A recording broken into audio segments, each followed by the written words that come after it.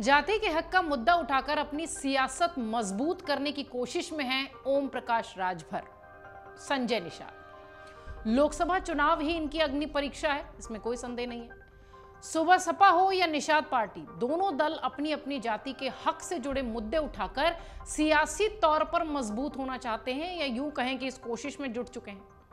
NDA में शामिल होने के बाद जहां सुबह सपा अध्यक्ष ओम प्रकाश राजभर हर फोरम पर राजभर जाति को एसटी का दर्जा दिलाने की मांग उठा रहे हैं, वहीं निषाद पार्टी के अध्यक्ष संजय निषाद ने भी अपनी जाति के आरक्षण का मुद्दा उठाना शुरू कर दिया है।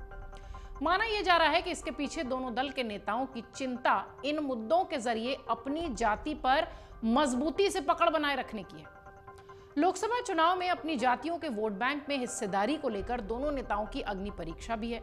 मौजूदा सियासत पिछड़ों पर दलित वोट बैंक के इर्द गिर्द ही घूमती रही है। यही वजह है कि भाजपा कांग्रेस जैसे राष्ट्रीय दलों के अलावा सपा बसपा में भी जातीय आधार पर ही छोटी पार्टियों को अपने पाले में करने की एक होड़ है, एक कंपटीशन सा चल रहा है।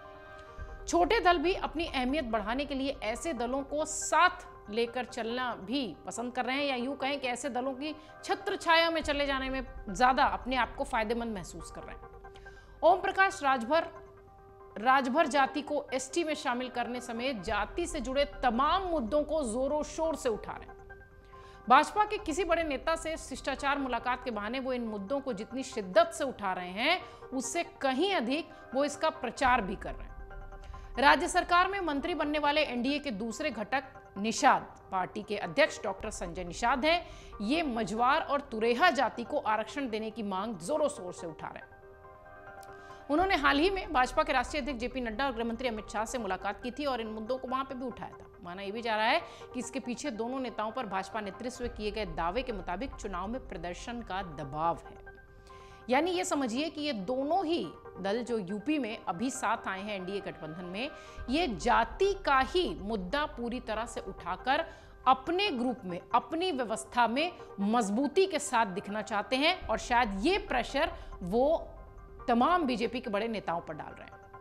ये बात अलग है कि जब भी मौका मिला तो दोनों नेताओं ने अपने परिवार को ही तरजीह दी है। संजय को मौका मिला, संजय निषाद को, तो उन्होंने खुद के सिंबल के बजाय भाजपा के सिंबल पर एक छोटे बेटे को सांसद बना दिया, दूसरे को विधायक बनवा दिया। इसी तरह 2017 में एनडीए के साथ रहे ओम प्रकाश राजभर भी सरकार में खुद मंत्री बने और अपने बड़े बेटे को एक निगम का चेयरमैन बनवा दिया। अब लोकसभा चुनाव में भी दोनों दलों के कोटे की सीटों पर इनके बेटों के ही लड़ने की चर्चा है। समस्या यह है कि इन छोटे दलों की जो शर्तें होती हैं, इन्हें भी किस तरीके से कॉम्प्रोमाइज करके इनकी शर्तों को माना जाए, ये भी बड़े दलों के सामने बड़ी चुनौती होती है, फिर वो कोई भी दल हो। ओम प्रकाश राजभर की सियासत जाति के इर्द गिर्द ही घूमती है। जाति की राजनीति करने वाले निषाद पार्टी और सुबह सपा एनडीए गठबंधन में शामिल हो चुके हैं, और एनडीए के खेमे में आने से पहले ओम प्रकाश राजभर बीजेपी को जी भर कर कोसा करते थे। प्रधानमंत्री मोदी से लेकर सीएम योगी तक के बारे में उन्होंने कई सारी बातें की हैं, लेकिन अब फिलहाल वो एनडीए की छत्रछाया में है। विपक्षी खेमे की तरफ से भाव नहीं मिलने के कारण माना यह जा रहा है कि उन्होंने बीजेपी में ही अपना हित समझा और एनडीए के साथ चले गए। एनडीए में शामिल होने के बाद सुहेल देव भारतीय समाज पार्टी के राष्ट्रीय अध्यक्ष ओम प्रकाश राजभर ने उत्तर प्रदेश के मुख्यमंत्री योगी आदित्यनाथ से मुलाकात की। जब मुलाकात करके निकले तो उन्होंने कहा, यह शिष्टाचार भेंट थी।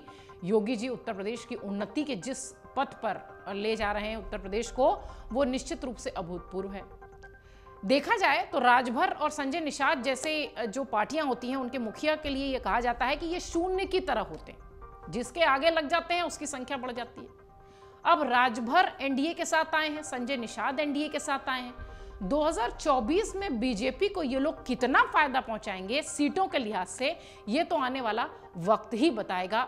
फिलहाल हंसी खुशी ये दोनों दल एनडीए के छाते के नीचे हैं। अमर उजाला अब आपके टीवी पर भी।